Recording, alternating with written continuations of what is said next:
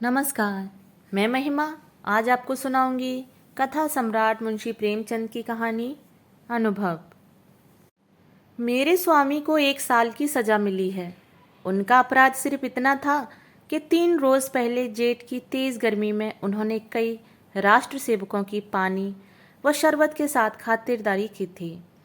मैं उस दौरान कोर्ट में खड़ी थी। ऐसा लग रहा था मानो कमरे से बाहर खड़े शहर की सभी राजनीतिक चेतना किसी बंदी पशु की तरह जोर जोर से चीख रही हो। मेरे स्वामी बेड़ियों से बंधे हुए लाए गए। इस दौरान हर तरफ सन्नाटा पसर गया, लेकिन मेरे मन में कोहराम मचा हुआ था। क्रोध का आवेश मन ही मन फूटकर बाहर आना चाह रहा था। मुझे इतना गुमान भी नहीं महसूस हुआ था। सामने कुर्सी पर बैठा अंग्रेज जज व उसके बगल में खड़े लाल रंग की पगड़ी बांधे पुलिस अफसर सभी मुझे नीच दिख रहे थे। बस यही मन कर रहा था कि तुरंत दौड़कर अपने स्वामी के पैरों में गिर जाऊं और वहीं प्राण त्याग दूं। कभी शांत, कभी चंचल, तो कभी आत्मसम्मान से भरी मूर्ति सी दिख रही थी मैं। मेरे मुख पर किसी तरह का अफसोस या गिलानी की झलक नहीं थी। किसी की सेवा को अपराध करार देना व उसके 1 साल की सजा सुनाना गजब की न्याय व्यवस्था है। ऐसे में तो मैं 100 बार ये गुनाह करने को तैयार हूँ। मेरे स्वामी जाने लगे और जाते वक्त मेरी ओर देखकर मुस्कराए और फिर आगे बढ़ गए। कोर्ट से बाहर आकर मैंने 5 रुपए की मिठाई खरीदी और कुछ राष्ट्रीय सेवकों को आमंत्रित कर मिठाई खिलाई। उसी दिन शाम होते ही मैं पहली बार कांग्रेस के जलसे में शामिल होने से खुद को नहीं रोक सकी।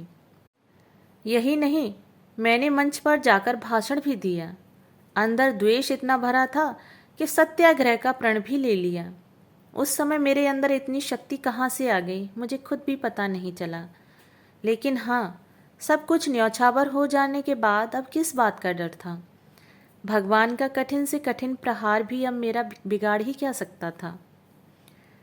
अगले दिन मैंने पिताजी व ससुर जी के लिए 2 पत्र लिखे। ससुर जी की पेंशन मिलती थी और पिताजी जंगल के महकमे में एक अच्छे पोस्ट पर आसीन थे। परंतु अफसोस की बात, सारा दिन बीत जाने के बावजूद कोई जवाब नहीं आया। उसके अगले दिन भी किसी का खत नहीं आया, लेकिन तीसरे रोज दोनों लोगों का जवाब आया। ससुर जी ने पत्र में लिखा, मुझे लगा था कि वृद्धावस्था में तुम दोनों मेरा सहारा बनोगे, लेकिन अब कोई फायदा नहीं। तुम दोनों ने मेरी आस पर पानी फेर दिया। मुझे सरकार से पेंशन मिलती है, लेकिन तुम्हें अपने यहाँ रखकर मैं इस पेंशन को नहीं खोना चाहता। पिताजी के पत्र में भी कुछ ऐसे ही कठोर जवाब सुनने को मिला। पिताजी को इसी वर्ष ग्रेड मिलने वाला था, परंतु अगर वो मुझे अपने पास बुलाते तो उन्हें ग्रेड से हाथ धोना पड़ता।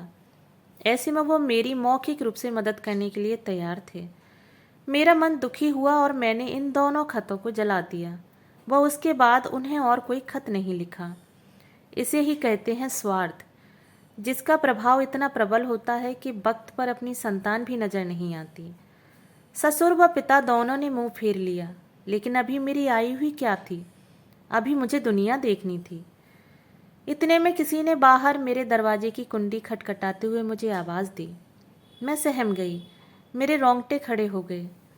मैं दरवाजे पर कान लगाकर सुनने की कोशिश कर रही थी कि कहीं वो बदमाश तो नहीं। फिर मैंने कठोर आवाज में कहा, कौन है, क्या काम है? बाबू ज्ञानचंद की आवाज़ सुनकर मैं थोड़ी शांत हुई। ये मेरे स्वामी के सबसे अच्छे मित्र हैं। उनके साथ एक महिला भी आई थी, वह उनकी पत्नी थी। पहली बार वह मेरे घर आई। मैंने उन्हें आदर भाव से प्रणाम कर अंदर बुलाया। ये दोनों ऊपर आकर बैठे व बेहद ही दरिया दिल से मुझे सांत्वना देने लगे। उनकी पत्नी के विचार देखकर मुझे ये समझ आ गया कि वो एक सशक्त महिला है। उनके चेहरे से ही उनकी प्रतिभा झलक रही थी। दोहरी कदकाठी के साथ चेहरे पर रोब व जेवरों से लदी किसी महारानी से कम नहीं लग रही थी। खास बात तो ये थी कि बाहर से वो जितनी ही कठोर दिख रही थी, अंदर से उतनी ही करुणा से भरी हुई थी। उनसे बातचीत शुरू हुई। ज्ञान जी की पत्नी, क्या घर पर किसी को खत लिखा? मैंने कहा, हाँ। ज्ञान जी की पत्नी, कोई घर से लेने नहीं आ रहा? मैंने कहा, नहीं। पिताजी व ससुर जी में से कोई भी मुझे अपने साथ रखने को तैयार नहीं है। ज्ञान जी की पत्नी, तो फिर आगे क्या करने का सोचा है? मैंने कहा, फिलहाल के लिए तो यहीं पर हूँ। ज्ञान जी की पत्नी, हम लोगों के साथ हमारे घर क्यों नहीं चल रही हो? अकेले मैं तुम्हें यहाँ रहने नहीं दूंगी। इस दौरान खुफिया के दूत घर के बाहर डटे हुए हैं। मुझे आशंका हो गई थी कि ये खुफिया के दूत ही होंगे। ज्ञान जी ने अपनी पत्नी की ओर देखा और पूछा, मैं तांगा ले आऊं? ज्ञान जी की पत्नी ने इशारे में ही आज्ञा दे दी। ज्ञान जी तुरंत द्वार की तरफ चले।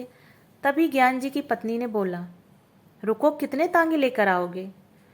ज्ञान जी घबराकर बोले, कितने? ज्ञान जी की पत्नी, हाँ कितने, एक तांगे पर सिर्फ 3 लोग ही बैठ सकते हैं। बाकी के सामान, बिस्तर, बर्तन आदि कैसे जाएंगे? ज्ञान जी, फिर 2 ले आऊं? ज्ञान जी की पत्नी, एक तांगे पर कितना सामान जाएगा? ज्ञान जी, फिर ठीक है, मैं 3 ले आता हूँ। ज्ञान जी की पत्नी, हाँ तो जाओ, अब इतनी देर क्यों कर रहे हो? जब तक मैं कुछ कहती तब तक ज्ञान जी निकल गए। मैंने संकोचते हुए उनकी पत्नी से कहा, मेरे आने से आपको तकलीफ होगी। कठोर वाणी में ज्ञान जी की पत्नी ने बोला, हाँ तकलीफ तो होगी। तुम किलो भर आटा खाओगी, घर का एक जगह भी घेर लोगी, ये सब कम कष्ट हैं क्या?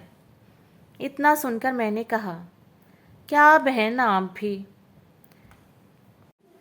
उनकी पत्नी ने मेरा कंधा हाथ रखकर बोला, जब तुम्हारे स्वामी आ जाएं तो मुझे अपने घर में रख लेना, हिसाब बराबर हो जाएगा।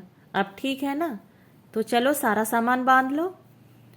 ये सब देखकर बिल्कुल सपने जैसा लग रहा था। इतनी उदार स्त्री मैंने आज तक नहीं देखी थी। मुझे उनमें बड़ी बहन दिख रही थी। ऐसा लग रहा था जैसे क्रोध व चिंता जैसी चीज़ों पर उन्होंने काबू पा लिया है। हर वक्त उनके मुख से मधुर वाणी निकलती थी, जैसे मानो सरस्वती का वास हो। उनकी कोई संतान नहीं थी, लेकिन फिर भी वो दुखी नहीं थी।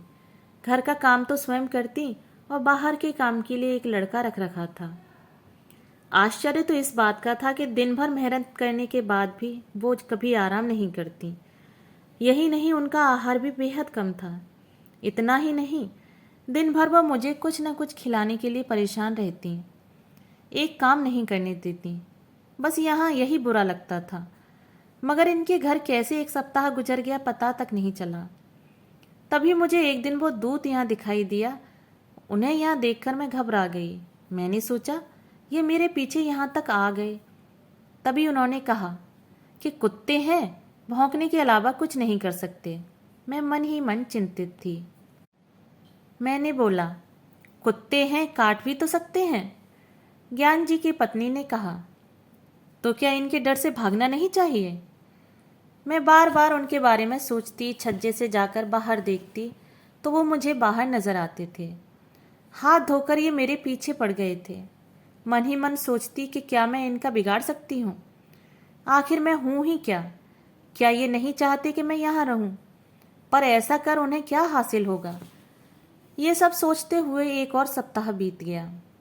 उन दोनों दूत ने अपना डेरा वहीं जमा लिया था। ऐसे में मैं और ज़्यादा बेचैन थी। किसी से कुछ कह भी नहीं सकती थी। एक रोज़ संध्या के वक्त ज्ञान जी घर आए। घबराए हुए नजर आ रहे थे। मैं बरामदे में सब्जी काट रही थी। ज्ञान जी सबसे पहले कमरे में गए और अपनी पत्नी को बुलाया। उनकी पत्नी ने कहा, अरे अचानक से क्या हो गया? पहले हाथ मुंह धो लो, कपड़े बदल लो, कुछ खाओ, तब आराम से बैठकर बातें करते हैं। उन्होंने पत्नी से बात करने के लिए दोबारा आग्रह करते हुए कहा, तुम क्यों नहीं समझ रही? मेरी जान पर बनाई है। फिर भी ज्ञान जी की पत्नी ने वहीं बैठे हुए कहा, क्या बात है, बताते क्यों नहीं? ज्ञान जी ने कहा, पहले इधर आओ। इतने में मैं खुद वहां से दूर जाने लगी। तभी ज्ञान जी की पत्नी ने मुझे हाथ पकड़कर रोक लिया। मैं कोशिश करके भी उनसे हाथ नहीं छुड़ा पाई। ज्ञान जी मेरे सामने वो बात नहीं कहना चाहते थे, लेकिन उनसे इंतजार भी नहीं हो रहा था। उन्होंने तुरंत कहा, आज मेरे व प्रधानाचार्य के बीच झगड़ा हो गया। पत्नी ने बड़े बनावटी शब्दों में कहा, क्या सच में? तब तो तुमने उन्हें खूब पीटा होगा। ज्ञान जी, तुम्हें मजाक सूझ रहा है? यहाँ मेरी नौकरी आफत में है। पत्नी, जब इतना ही डर था तो झगड़ा किया क्यों? ज्ञान जी, मैं नहीं झगड़ा, उसने मुझे बुलाकर खूब सुनाया। पत्नी: बिना मतलब के? ज्ञान जी: अब क्या बताऊं? पत्नी: मैंने कई बार बोला है कि ये मेरी बहन है, तुम इसके सामने सब कुछ बोल सकते हो। ज्ञान जी: अच्छा, पर जब बात इनके बारे में हो तो? पत्नी ने कहा: मैं समझ गई, खुफियों से तुम्हारी अनबन हुई होगी और पुलिस ने तुम्हारे स्कूल में शिकायत कर दी होगी। ज्ञान जी सोचते हुए: नहीं, ऐसा नहीं है, लेकिन पुलिस ने हाकिम जिला के यहाँ शिकायत की और उसने प्रधानाचार्य ने मुझसे जवाब मांगा है। पत्नी ने कहा: प्रधानाचार्य ने कहा होगा कि उस महिला को अपने घर से निकालो। ज्ञान जी: हाँ, कुछ ऐसा ही समझ लो। पत्नी: फिर तुमने क्या कहा? ज्ञान जी: फिलहाल मैंने कुछ नहीं कहा है, वहाँ कुछ समझ ही नहीं आ रहा था। पत्नी ने गुस्से में कहा: जब तुम इसका जवाब जानते हो फिर सोचना कैसा? ज्ञान जी सहम कर बोले: मैं ऐसे अचानक कैसे बोल देता? पत्नी गुस्से में बोली: जाओ, अभी जाकर अपने प्रधानाचार्य से कहो कि मैं उसे नहीं निकाल सकता और ना माने तो नौकरी से इस्तीफा देकर घर आना। अभी तुरंत जाओ। मैं अपने आंसू नहीं रोक पाई। रोते हुए मैंने कहा: बहन, ये सब क्यों? ज्ञान जी की पत्नी ने मुझे डांटा और कहा: तुम बिल्कुल चुप रहो, नहीं तो कान पकड़ लूंगी। तुम क्यों बीच में बोलती हो? हम जब तक भी रहेंगे तो एक साथ ही रहेंगे, अगर जिएंगे तो साथ, मरेंगे तो भी साथ। पति को सुनाते हुए कहा: इनकी आधी उम्र बीत गई, लेकिन उन्होंने कुछ नहीं सीखा। अब खड़े क्यों हो? तुम्हें बोलने में डर लग रहा हो तो मैं जाकर कह दूं? ज्ञान जी ने गुस्सा होकर बोला: कल जाकर बोल दूंगा, इस समय पता नहीं वो होगा भी या नहीं। इधर पूरी रात में नहीं सो पाई। पिता व ससुर जी जिसे दोनों ने ठुकरा दिया हो, उस दासी को इन्होंने इतनी इज्जत दी। ज्ञान जी की पत्नी सच में किसी देवी से कम नहीं है। अगले दिन ज्ञान जी निकल रहे तभी पत्नी ने कहा: जवाब देकर आना। ज्ञान जी के जाने के बाद मैंने कहा: बहन, तुम ये सही नहीं कर रही हो। मुझे ये बर्दाश्त नहीं हो रहा कि मेरी वजह से तुम्हारे परिवार पर परेशानी आए। ज्ञान जी की पत्नी से हंसते हुए कहा: हो गया या और कुछ भी बोलना है? ज्ञान जी की पत्नी ने पूछा कि अच्छा ये बता कि तुम्हारे स्वामी आज जेल की सजा क्यों काट रहे? बस इसलिए क्योंकि वो राष्ट्रीय सेवकों की सेवा कर रहे थे। आखिर राष्ट्र की सेवा करने वाले वो लोग कौन हैं? ये हमारे लिए क्यों संघर्ष कर रहे हैं? इनका भी तो परिवार होगा, कारोबार होगा, पर ये सब त्याग कर वो हमारे लिए लड़ रहे हैं। ऐसे लोगों की सेवा कर जेल जाने वाले तुम्हारे पति भी किसी वीर से कम नहीं। ऐसे वीर की पत्नी के दर्शन मात्र से ही आत्मा तृप्त हो जाएगी। फिर मैं नहीं, तू मुझ पर एहसान कर रही है। मैं चुपचाप उनकी बातें सुनती रही और कुछ नहीं बोल पाई। संध्या हो गई। ज्ञान जी घर आए तो उनके चेहरे पर अलग सी चमक नजर आ रही थी। पत्नी ने पूछा: हार कर आए या जीत कर? ज्ञान जी ने स्वाभिमान के साथ कहा: जीत कर। जब मैंने नौकरी से इस्तीफा दिया तो उसका दिमाग चकरा गया। तभी उसने हाकिम जिला के पास जाकर बात की। वापस आकर उसने बोला: आप राजनीतिक जलसों में क्यों नहीं शरीक होते? मैंने बोला: ना भाई, मैं कभी न जाऊं। उसने पूछा: क्या आप कांग्रेस के सदस्य हैं? मैंने बोला: नहीं, और ना ही किसी सदस्य से मेरा कोई संबंध है। उसने पूछा: क्या कांग्रेस के फंड में आप दान करते हैं? मैंने बोला: ना भाई, फूटी कौड़ी भी नहीं। उसने कहा: तो ठीक है, मैंने आपका इस्तीफा अस्वीकार कर दिया। पत्नी ने यह सुनते ही ज्ञान जी को गले से लगा लिया। दोस्तों, अभी आप कहानी सुन रहे थे अनुभव। अगर आपको ये कहानी पसंद आई हो तो मेरे चैनल को सब्सक्राइब और मेरी वीडियो को लाइक और शेयर ज़रूर करें। धन्यवाद।